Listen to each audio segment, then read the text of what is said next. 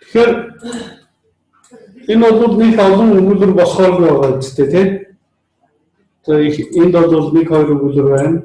За энд нэг гурван өгүүлбэр жишээ ингээд нэг үндсэндээ их үсрэлийн хэд хоёр хуудас тэгээд нэг хуудсанд багтах юм байхгүй юу? Хураанг гэдэг чинь. Тийм учраас одоо хураангыг нь уншаад ихний дүгнэлт авна гэсэн. Энэ үнэхээр хэрэгтэй биелж байгаа юм уу? Тийм ээ? Энэ төслийн хэрэгцээ шаардлага үндэслэл нь юу байна вэ? Тэгээд хөрөнгө оруулагч нар өөр юу харах вэ? Үнэхээр хэрэгтэй төсөл гэж харахаас гадна хөрөнгө оруулагч наст юу сонирн бэ? Ашиг сан. Тийш. Энэ төсөл нийгэм болоод тэр хөрөнгө оруулагч хүнд хэрэгжүүлэх гэж байгаа хүнд ямар ашиг авчрах юм бэ гэдгийг дандаа харж үздэг. Дандаа. Тэгээд мэдээж бизнесийн төслөөр бол ашигыг харна. За бизнесийн бос байгаа бол нэг фактор ашигыг хараад байгаа шүү. Тэ? Одоо саяны нэг энэ сургуулийн төсөл бол бизнесийн төсөл үү? Эрүүл орчинтой сургууль. Энэ бол бизнесийн төсөл биш. Тэ? Ямар ч ингэж орчноор сайжруулах гэдэг юм байна, тийм ээ? Орчноор сайжруулах гэдэг юм байна. Тэгээд үндсэндээ хүүхдүүдийн амын хөндийг сайжруулах гэдэг юм, тийм.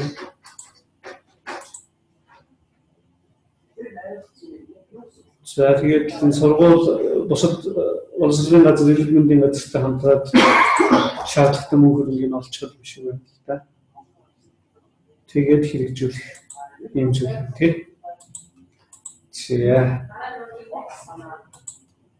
За цааш нь. За хараан гэж юм зүйл байх юм. Төсөл хамгийн гол. За дараа. Одоо танилцуулах хэсэг байна.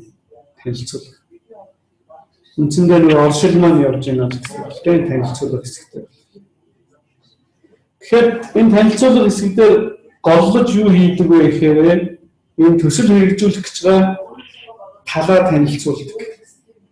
Өөрөөр энэ хэн байгаа юм, удирдлагын багт нь ямар хүмүүс байгаа юм, энийг их танилцуулж. Тэгээд яагаад энийг танилцуулдаг вэ гэхээр нөгөө тал бас найдвартай улсуудад мөнгө өгөх сонирхолтой шүү дээ, тийм ээ. Одоо манайхан нэг хэсэг бол гадны хөрөнгөөр их төсөл хэрэгжүүлсэн шүү дээ. Та нар тэрийг сонссон уу? Төслийн мөнгө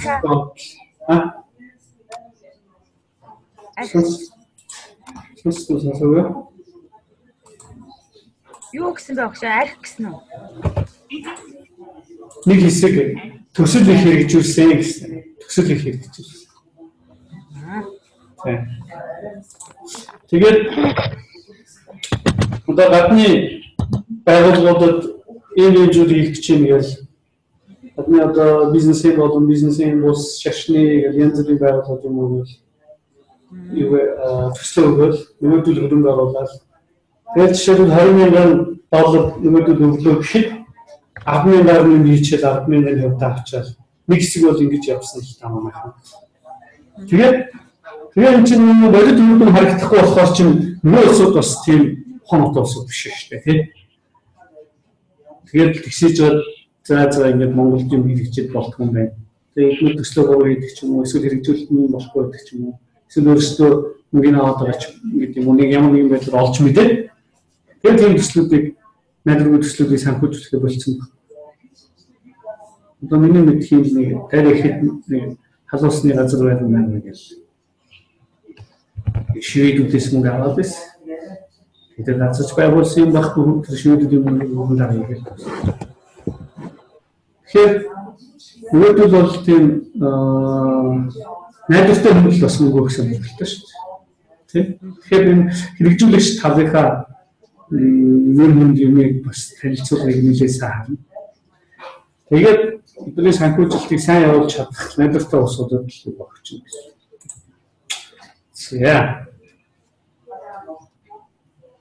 За тэгээд танилцуулга ер нь хийдөө хүн сэтгэл төрүүлэхээр сайн л хийх хэрэгтэй тийм сэтгэл төрүүлэх. За танилцуулга хэн хэдэн мэдээллийг багтаасан байх хэрэгтэй гэж үзэж багтаасан. За эхнийхэн Тэгэхээр захиалагч байгууллагын үйл ажиллагааны төлөв чиглэл зорилго гэж. Тэгэхээр төсөлдөр нэг хэд хэдэн талууд байдаг гэсэн шүү дээ. Захиалагч тал байдаг гэсэн. Өшөө ямар тал байдаг гэлээ? Зүү хэрэгжүүлэгч тал байдаг, санаачлагч гэж байдаг. Өөр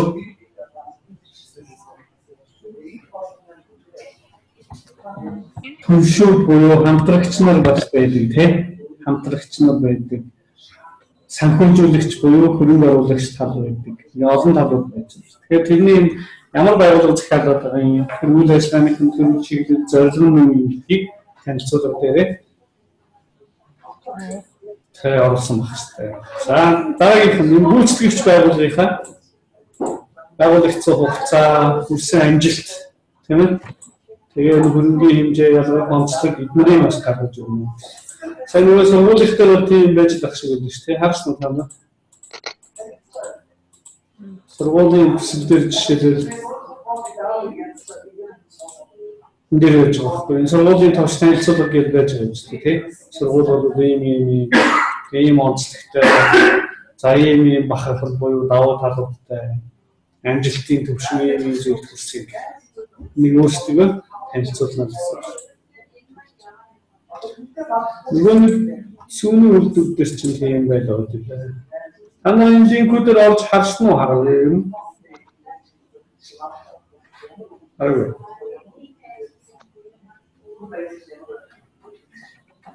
Линкүүд өгөөд байгаа тэр линкийг өгөн бас хараад төсөл юу гэдэг юм бэ гэх юм уу? Мэдээлэл авчих. Тэгэхээр танаас ч өөрсдөө төсөл хийх гэж байна. Тэ? За.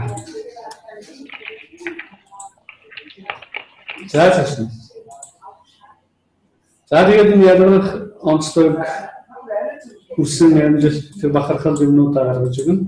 За тэгээд урд өмнө хэрвээ төсөл хэрэгжүүлж байсан бол тэр төслийн үр дүн юу болсон, амжилт юу болсон энийг их хардаг. Европын холбооны байгууллагууд энийг их хардаг гэдэг. Жишээлбэл биднес чинь гадагшин сургууль 99 оноос нөгөө тасис хөтөлбөрийн темпус тасис гэж төсөлд нь оролцоод тэндээс мөнгө авсан л да.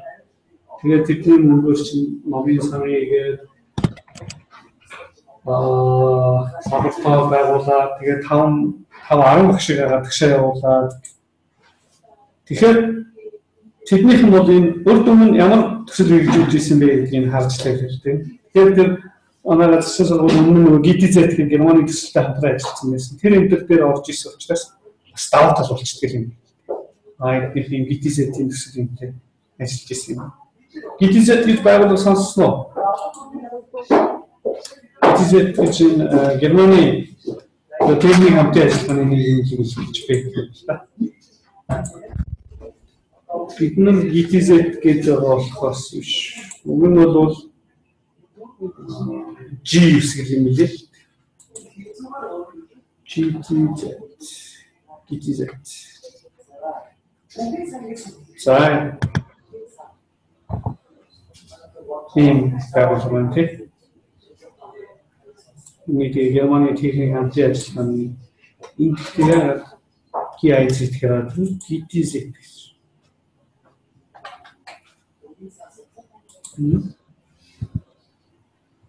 Нэг юм байна.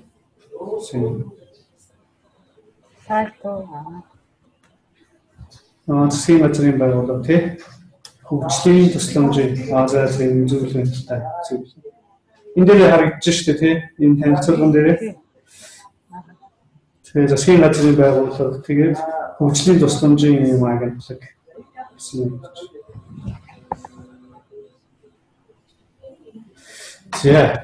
За эдний төслөөс тэгээд төсөлтэй хамтарч оролцож ирсэн учраас дараа нь Европын холбооны темпус тасис төсөлд оролцоход цомог авалттай болж ирсэн. За тэгээд дараа нь байгууллагын болон төслийн үдирдэх ажилтнуудын мэргэжил ур чадвар туршлагыг зайлшгүй танилцуулдаг. Төсөлтөр бол энийг их танилцуулдаг. Хин үдирдэх гадаа юм тийм ээ.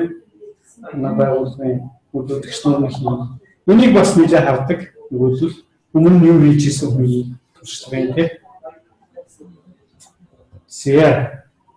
За тэгээд төсөл боловсруулагч ба хэрэгжүүлэгчийн талаар бас богино мэдээлэл өгнө гэж. боловсруулах хэрэгжүүлэгч хоёр өөр байх тохиолдол байх уу? Юу гэж бодож байна? Төслийг боловсруулах хэрэгжүүлэгч хоёр Өөр байж болно уу? болно шүү дээ, тийм? Болно.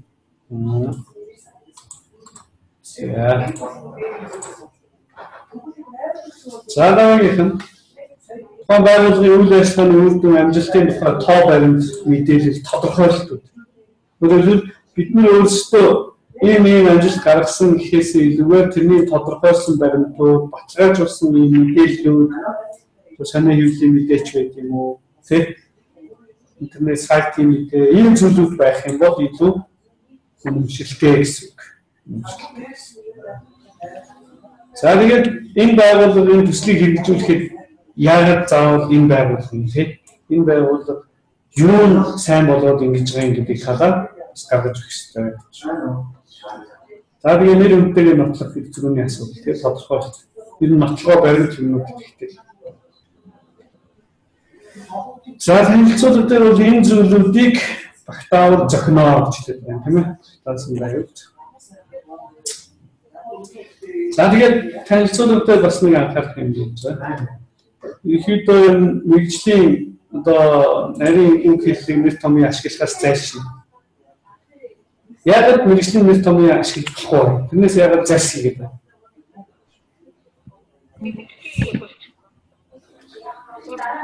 Тэ энэ чинь танилцуулгыг чи дандаа мэргэжлийн улсууд уншихгүй шүү дээ тий. Нөгөө хөрөнгө оруулагч нар, банкны эдийн засагч юм улсууд уншиж. Тийм учраас биднээс тохиолсон энгийн хэлбэрээр бичсэн байвал байна. За тэгээд товчхон сонирхолтой байгууллагын зэрэгцээгээр бол зэрэгцээгээр ихэд үг хэллэг тэгээ албан бус найруулга юм хэрэглэхгүй байх хэрэгтэй. Ихэд үг хэллэг хэрэглэдэг юм уу? Гайр үг юм. Бичгтэр бол тийм.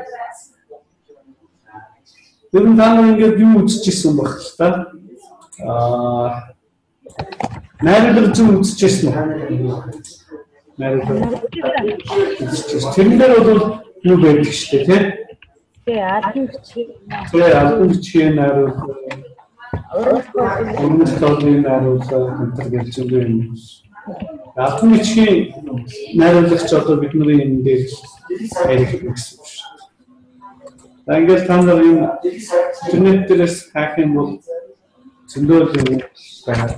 Нэ гэсэн яг зөвхөн бидний хичээлээр биш хичээлээс гадна өөр олон зүйл. Тэгвэл бид нар энэ төслийн тухай мэдээллийг олон их усүрээс олж авч байна гэсэн. Бидний яриад байгаа юм чинь энэ байна.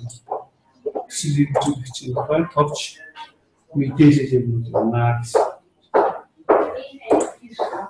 Yeah. Цаашаа. Садагийн. Одоо энэ хийх зүйл нь болов. Эхнийх нь хураангуй байсан тийм. Хураангуй байсан. Дараагийнх нь юу байсан? Танилцуулга байна. Танилцуулга байна. Одоо гуравдугаарх нь энэ төслийн хэрэгцээ ба тулгамдсан асуудал гэж. Өөрөлдвөл энэ төслийг яагаад хэрэгжүүлэх ёстой юм бэ гэдгийг харуулж байна. Тэгэхээр энэ хамгийн чухал хэсэг маань. Энэ хэсэг бол хамгийн чухал. Ямар асуудал тулгамдчаад байгаа юм? Тэгээд энийг хэрэгжүүлэхгүй нь яах юм? Хэрэгжүүлвэл яах юм гэдгийг одоо харьцуулж бодтойгоор гаргаж ирнэ гэсэн. Бодтойгоор.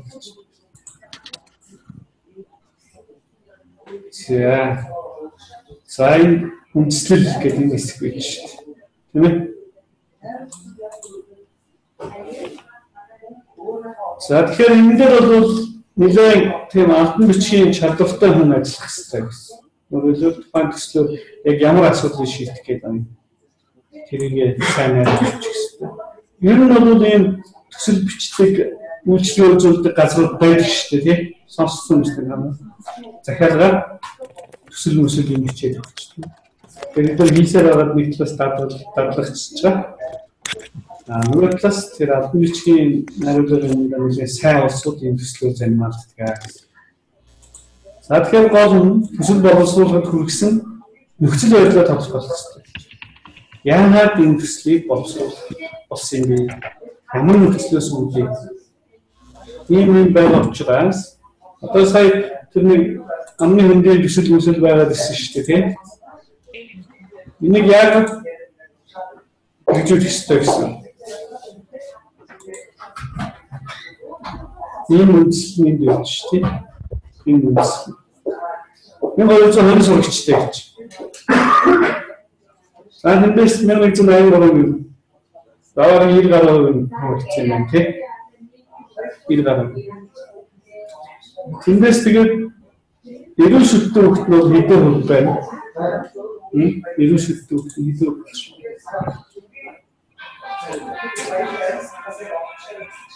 Хөрөн бодол үзтэй байна. Яг 183-аас 563 ирэх гэхээр Оснол явны үед ерөнхийдөө биш л гэсэн үг шүү дээ. Хэдэн хүн гэсэн үг вэ? Хоёрын гаргаад байна.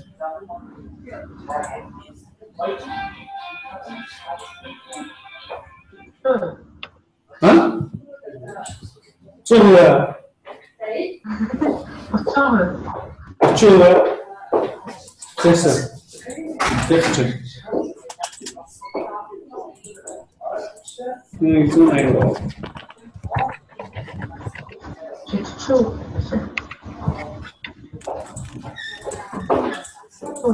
Эдгээр голчвшил байна шүү дээ. За юуны 30%. 1184 байхгүй да. Биднээс 563 4.6%. За зөв. За бид нар одоо ингээд төсөл өчигдөр лагийн үнцээр нэг хувь болж чадахгүй тэгээд ийм үнцэд хэрэг авах хэрэгтэй. Энэ 563 яах вэ? 563 180 хаваач шүү дээ. Тийм үстэй. 180 хаваач. Тэгээд ганц 500-аар үзүүлчихсэн ард нь хувийн юм тэгээд 37.6% гэж байна. 50 өрөхгүй шүү дээ. Тэгэхээр энэ 53 орчим хүн. 53 орчим одоо ирмэл бос шүтдэг байгаа. Тэгэхээр энэ хөтөлбөрийг яах ёстой? Зайлшгүй хэрэгжүүлэх ёстой гэсэн. Зайлшгүй. За энэ бол үндэслэл. Тийм. Тэгэхээр энэ маягаар ингэж одоо төсөл боловсруулалт хүргэсэн нөхцөл байдлаа гаргаж ирэх хэрэгтэй. Тэгээд энэ нөхцөл байдлаа гаргаж ирнэ гэдэг чинь амьдрал дээр яг болоод байгаа энэ бодиттой асуудал бэрхшээл нөхцөл байдал тусгаж тэрийг найруулж хэрэгтэй гэсэн. Найруулж. Тэгээд танаас найруулгын чадвар нэлээд хамаа их одоо ян гэсэн үг шүү дээ. Одоо та нар ямар чиглэлээр төслөө бичих чинь сонгосон юм байна уу одоо? Байхгүй. Аха.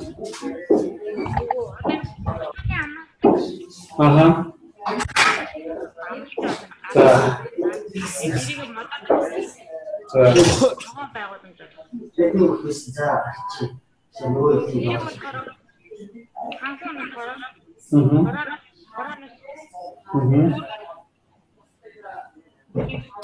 Тэгээд тэрийг одоо яагаад тэр юу байгуулах хэрэгтэй гэдэг энэ дээр хэрэгцээ юмар сайн бичих. Та нар нэг том бүсэн сонгоод хэрэггүй гэдэг байна. Өчигдөр нэг хэдэн сая долларын ч юм уу 100 сая. Зүгээр л нэг одоо сая дотор ч юм уу тийм төслүүд бичиж болж сая. Тийм. Тэгээд янз бүрийн төсөл юм бичмээр санагдаад жишээ харнаа санагдаад байвал ингээд интернет дээрээс хайхаад энд чинь ингээд зөндөө юу байж байгаа гэдэг тийм. Энэ сүүлийн үеийн бол ер нь юу байл үү тийм. Жижиг орлого ингээд 10 хэдэн сая метр болоо. Энэ бол бидний томтгоо биш шүү дээ тийм. Томтгоо. Яг Бодит амьдрал дээр чи юу хийж болохоор байна? Индустри менежментийн хичээлийг яаж хийж болохоор байна? Тэрнээс надад хэлэх. Тэрнээс биш зүгээр л copy paste хийгээд ч юм уу тийм ийм маягаар хандуулна гэж хэлсэн. Яг л сольтой сургалтаа болш сургуулийнхаа үйл ажиллагааг сайжруулах. Яг тухайн нэг үйл ажиллагааг сайжруулах тийм. Сайжруулах тийм. Нэг хэсэг одоо бид нар хаяг сайжруулах хэрэгтэй байлаа шүү дээ. Одоо ч хаягны проблем болчихж байна тийм. Монгол хаяг байвал одоо шууд яваад болох уу? Ямар хаяг? Одоо Монгол нэг навигашн гарцсан гэдэг шүү дээ. За. Тэр хэцүү хаа. Тэр хэцүү. Солонгос багшаа тэрээс даам шүү дээ. Яг харин тийм юм шүү. Тэгээ эдгээр чинь тэгээд солонгосч бол гадны хүн чинь баамаа бүгдлээ гэрээ хаягаар аваад сурцуулсан гэдэг. Манай хүн чинь гэрээ хаягаар аав гэхээс илүү хандаад алтан байгууллага юмар л ячдаг. Тэгээд алтан байгууллага юм годомжны нэрмээр нэгтрээ юмар тэдгээр годомж нэрээ тий. Тэгээд тэр годомж юмнуудаа сайн цэжилсэн ч юм байдаггүй шүү дээ. Хамгийн сайн үгний ихтэй нөлөөлөл байгаа байхгүй. Тэгээд тэр чинь өчнөө годомжл байдаг юм биш тий. Доржийн годомж, чамлын годомж юм. Тэр нь одоо бид хааж байдаг юм гэж. Тийм навигашн чи өөрөө тийм юмар яах вэ гэдэг тий. Програмчлагдах байх гэдэг. Бид нар ч болохоор дандаа нэг юу шүү дээ. Та нар ингээд автобусны буудлуудаа хараад л байгаа тий. Автобусны буудлууд чи яаж нэрлэгддэг вэ? Тий. Дандаа жишээ хүнсний 20, мэрэгжлийн 20, баруун дөрвөн зам, зүүн дөрвөн зам, үдэж баяа гэх юм. Тэсэд тийжл мэрэгжил болсон. Манайхны сэтгэлгээ өөрөө тэгэхээр тэр яг навигашны чинь юм болохгүй. Гэхдээ яг зүгээр бишэл тавчаад юм хэцүү байна. Болгоход яваа бол солонгост бол тэрийг хийгээд тэр машин дэсэндээ хийгээд явахаар сэтгэл юм шиг байна. Тий?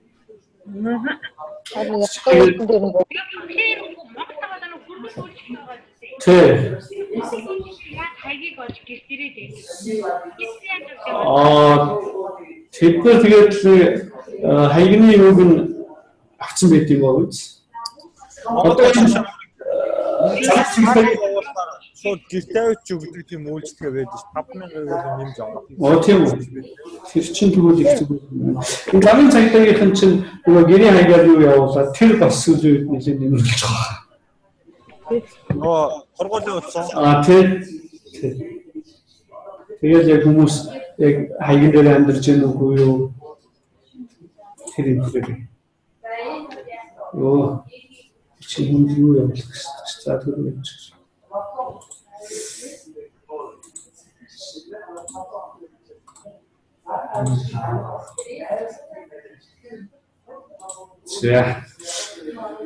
За тэгэхээр яг тийм бодитол төсөл хийх хэрэгтэй тийм жишээлбэл сургуультайгаа холбох юм бол сургуулийнхаа номын сангийн хангамжийг яаж сайжруулах вэ гэх юм. Эсвэл сургуулийн оюутнуудын бие даалтыг яаж өргөх вэ? Хичээлийг яаж сайжруулж болох вэ? Ингээд янз бүрийн төслүүд хэрэгжүүлж. Эсвэл оюутнуудын хамтын ажиллагааг яаж сайжруулж болох вэ? Өөрөөр хамтын яг ингээд мэддэг юм аваад төсөл хийх хэрэгтэй. Тэгэхээр бол арай илүү аамаа. Тэгээд зарим төсөл чинь мөнгө шаардахгүй ч төсөл байж болно шүү. Тэр үстэй. Тэг? Зарим төсөл. Ашигын бас уу? Тэг. Мөнгө шаардах төсөл нөгөө бизнесийн төсөл болоод ирэхээр чи одоо баахны шинжилгээ юм шүү дээ, тийм. Хамгийн гол бидний энэ төсөл дээр үзэх ёстой, анхаарах ёстой юм чи энэ шинжилгээ судалгаанууд багхгүй юу? Эднэр шүү дээ, тийм. Энэ нөхцөл байдлын судалгаанууд. Макрогийн судлал, микрогийн судлал ингээд байна. Энэ судалгаанууд чинь нэлээд хэцүү шүү дээ. Тэгмээд энэ мэдээллүүдийг хаанаас олох уу гэдэг асуудал багхгүй. За энэ ингээд макро орчныхын судалгаа яваад байна, тийм. Дараа нь ингээд яг тухайн компанитайгаа холбоод микро орчинд ингээд судалгаа хийсэн. Тэгээд цаашаа энэ үйл ажиллагааныхаа шинжилгээ хийгээд хөрөнгө оруулалтынхаа шинжилгээ хийгээд ингээд төстэй хөгжиж байна. Энэ ном хэрэг болох юм байна. За надаа төсөл хийхэд нэг ном авсан. аль ном бэ? Нэг харагч. Тэр болно.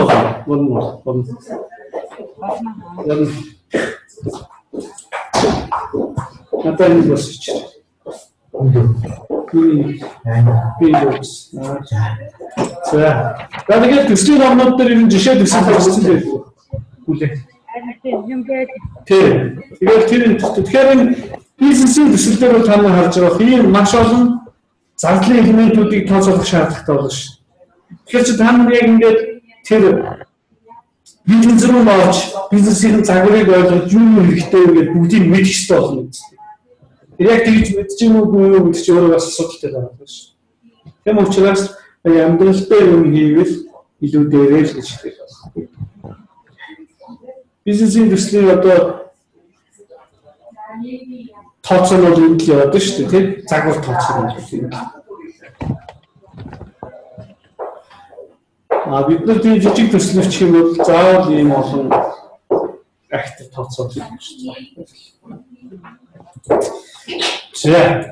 За тэгэхээр энэ хэсэг бол их чухал асуудал шүү дээ. Тэгээд санхүүжүүлэгч бол мэдээж энэ хүн миний мөнгийг аваад юу зарцуулах гэж юм гэдгийг мэдчих юм чухал юм. Тэгэнгүүт нь зэрэгэн зориулаад яаж яах гэхээр бид нар ямар асуудал шийдэх гэдэг юм бэ? Тэгээ яагаад мөнгө хөрөхгүй байгаа юм бэ? Тийм ээ, мөнгө хөрөхгүй байгаа. За тэгээд тэр байгууллага үндсэндээ өмнө нь юу хийж ирсэн бэ? Цаашаа юу хийх вэ? Ямар үр дүн төрсөн бэ гэдэг нь бол нөгөө танилцуулга хэсэг дээр орсон байгаа л та. Байгууллагын тухай мэдээж. Тэгэхээр тэр байгууллагын хариуцлагын бас тусгаж өгөх хэрэгтэй гэсэн. За. Айн нэг бол зүйл. Энэ хэсгийг та нар нэлээд анхаарч уншиж үзье.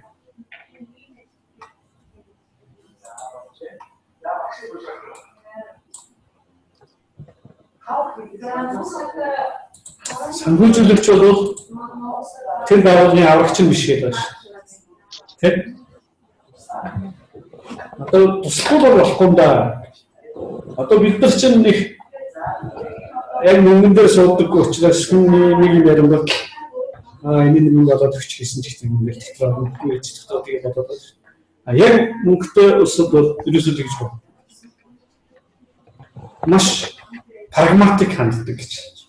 Маш прагматик. Прагматик гэж үг байна шүү дээ. Тэгээ юу гэсэн үг юм прагматик?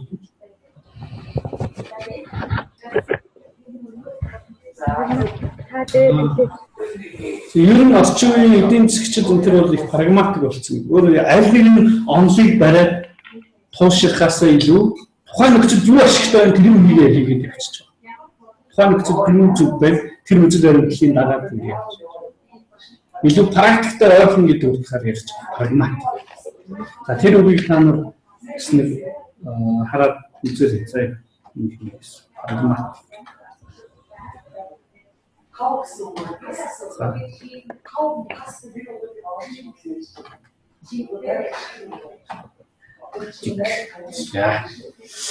За тэгэхээр тийм хөрөнгө оруулагч нарын төрөл их прагматик юм байна.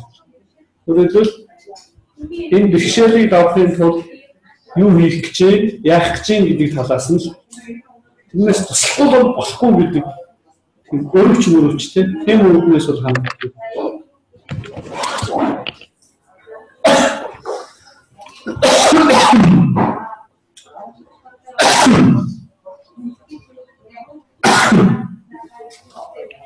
За.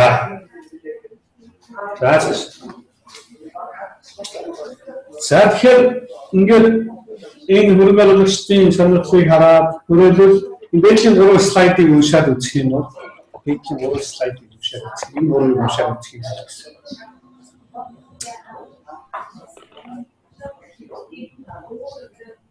Ерөөсөө хөрөнгө бол асуудал биш гэж хэлдэг шүү дээ. Хөрөнгө бол асуудал биш.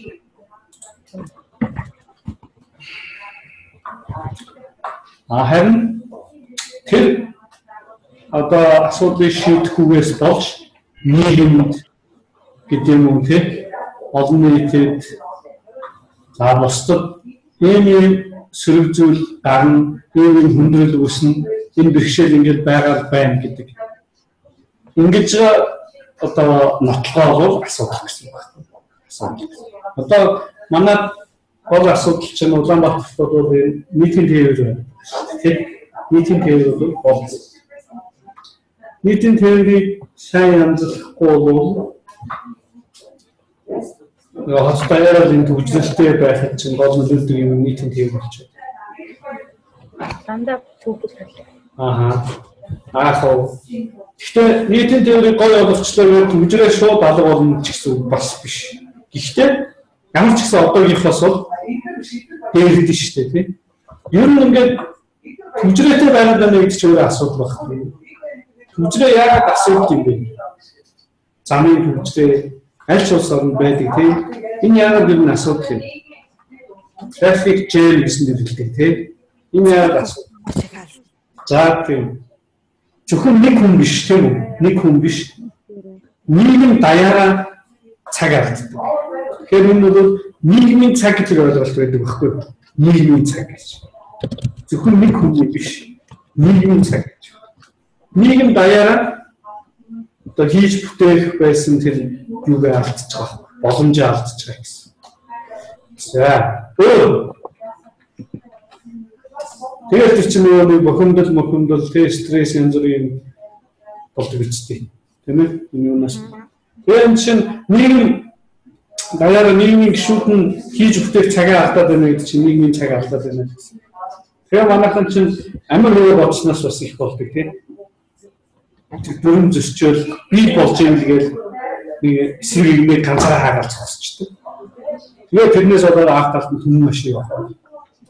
Гацхан тэр хүн нөгөө талд байгаа асар олон хүмүүс өөрөө дээгүүр тавьсан тийм холбоотойгоор тийм асуудал үүсдэг.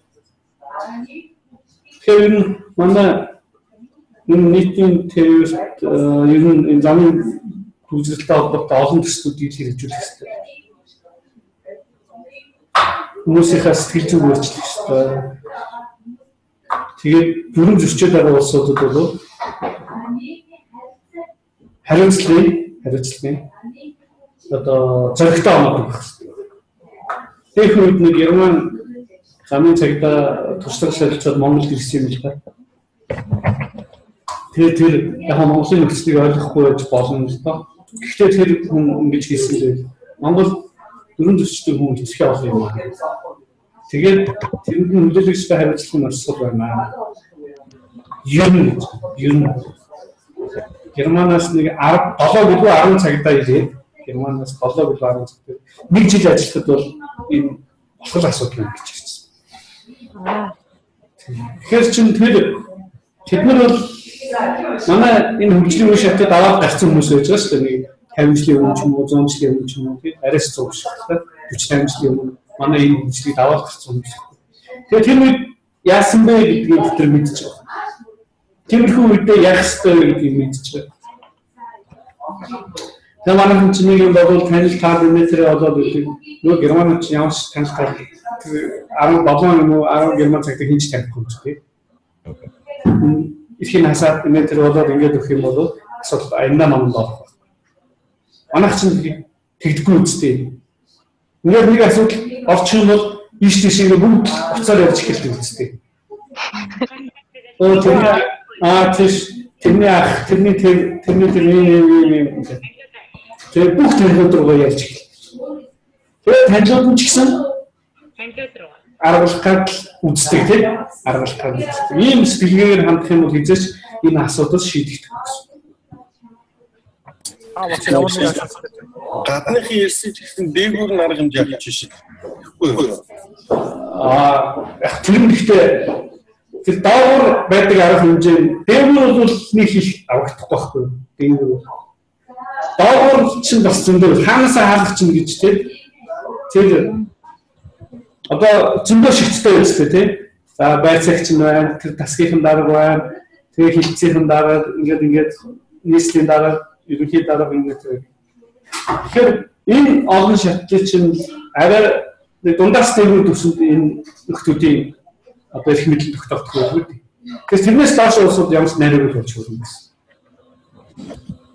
Тэгээд нөхдүүд дарга яг тодорхой хэмжээнд тэр асуудлаа зохицуулах бол би өөрсдийнхөө шинжилгээ дээр юм дээр тэгээд нарай хийх болох байх үү.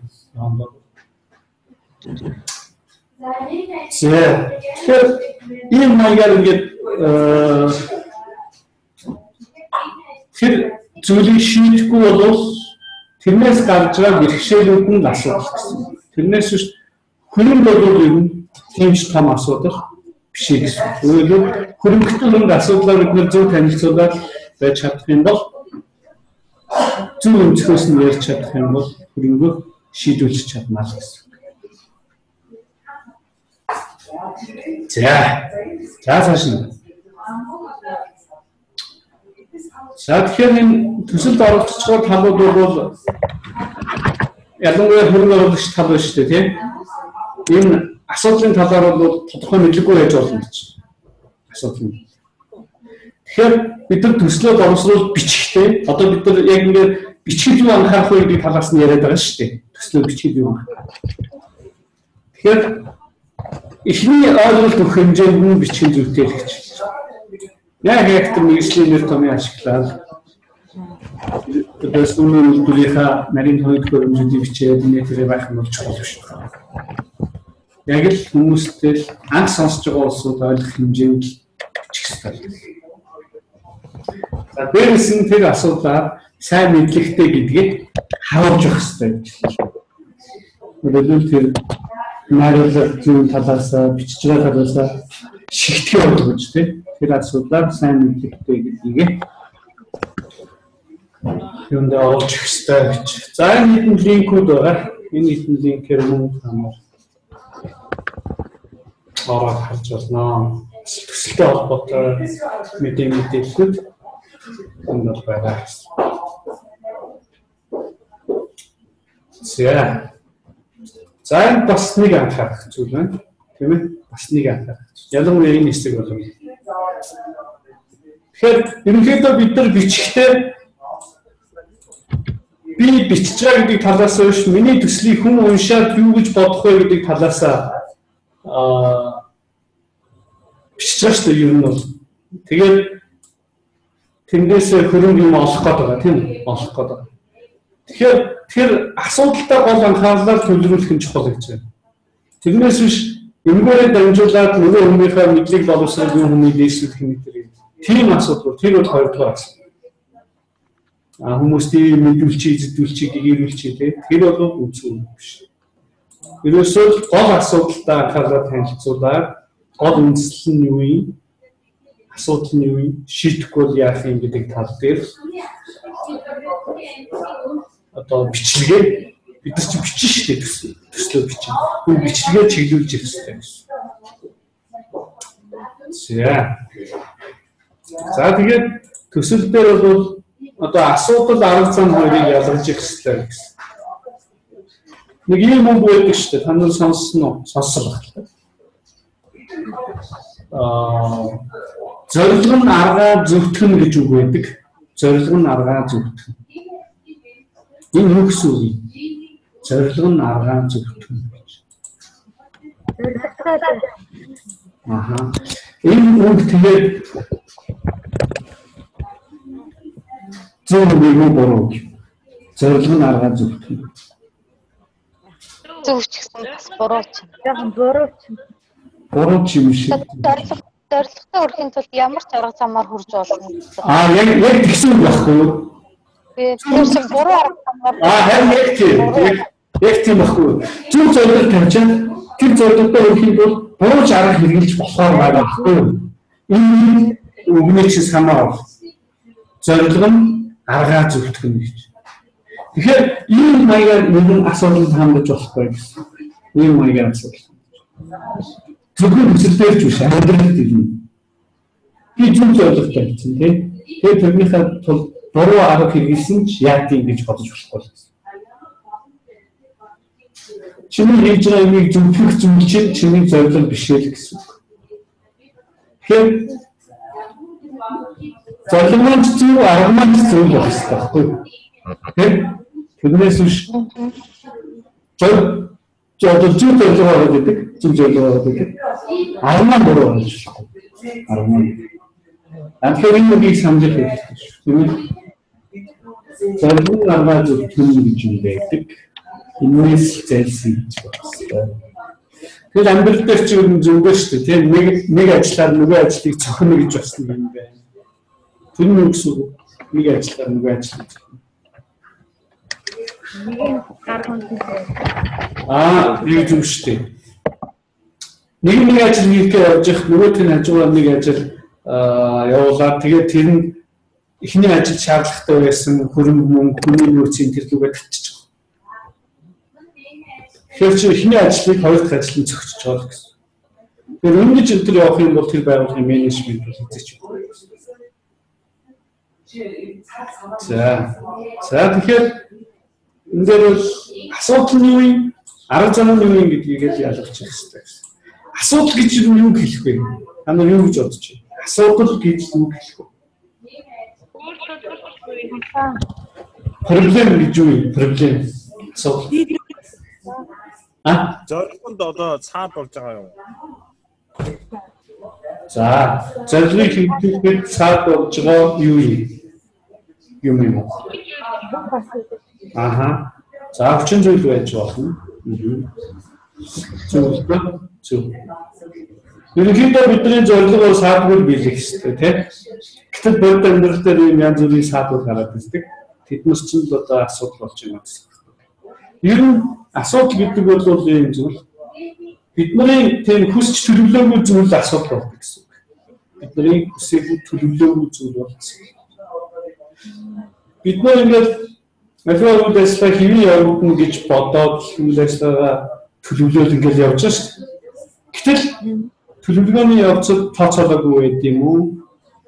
Эсвэл тооцоолсон ч тэрнээс нь илүү хортогоор гарч ирж байгаа юм зүйлүүд асуудал болж байна. За, арга зам гэдэг нь юу вэ? Арга зам.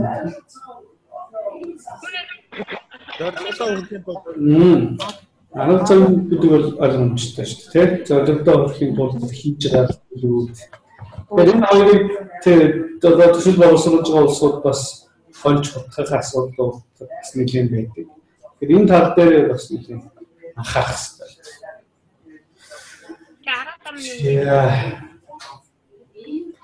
Арга зам гэдэг нь ер нь бол яг үгээрээ нэг нь бол проблем юм байна, тийм үү? Нэг нь бол проблем. Нөгөөх нь юу вэ? Арга зам нь англиар юу байх вэ? Арга зам. Юу салаатаа ийм замаар болох. Гарантийлтэй ерөнхийдөө ойлгоцсон шүү дээ бид нар арга зам гэдэг юм бол. Англиар юу юм бол манай тийм.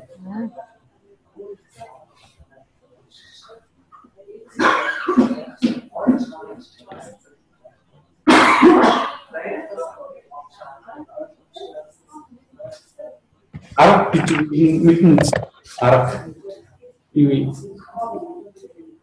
юунаас л харж чаж. Метод гэж үг байдаг тийм. Метод гэж. Өөр үг үү? Өөр зөндөл үг байна. Approach гэдэг нь илүү хандлага гэсэн үг. Тэгэхээр тухайн тохиолдолд бол арга зам байж болдог тийм. Өөр за энэ метод гэж үг байна шүү дээ тийм. Метод гэж. За арга зам. За өөр аргыг юу гэж хэлдэг вэ? Way. Way гэж хэлнэ. Энэгээр бас хаяа хэлдэг. Техник гэдэг. За нэг энэ ч одоо зөндөл үгээр хэлнэ дээ. Ер нь бол тийм. За. Тэгээд эндээс бүр цаашаа ярих юм бол арга зүй гэсэн юм асуудал бас гарч ирдэг тийм арга зүй. За тэр нь бол нэлээд нарийн зүйлүүд болно л та. Шиакны хэсэг бол юмрхүү байна.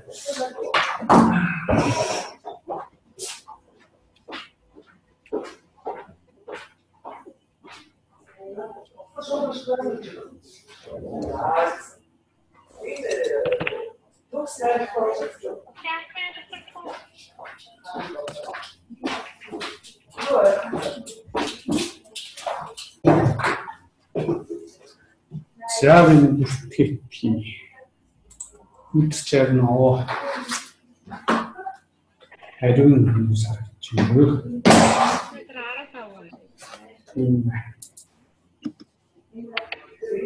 Сарын сүүл болохоор юм байна.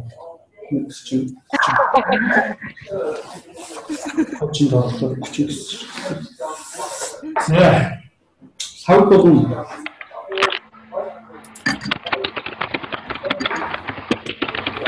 алтан намраа нэг төвшин чөлөө авсан тийм. Сэрэн орд байсан. Хот гариг байхгүй. Сарын цэцэг байна. Батмог орж ирсэн үү? Дансуу байна уу? Цэрэн орж ирсэн тийм. Анотер байна. Мөгчин байна. Очлон юу саны очлоо. Юу гэж чинь. Найтнэрч.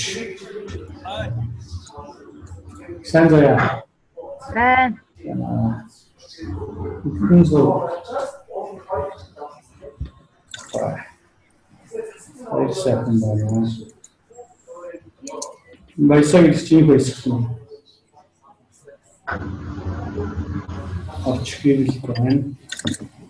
Улам орж ир чадсан уу? Байна багш. Насан дээр бол байна. За.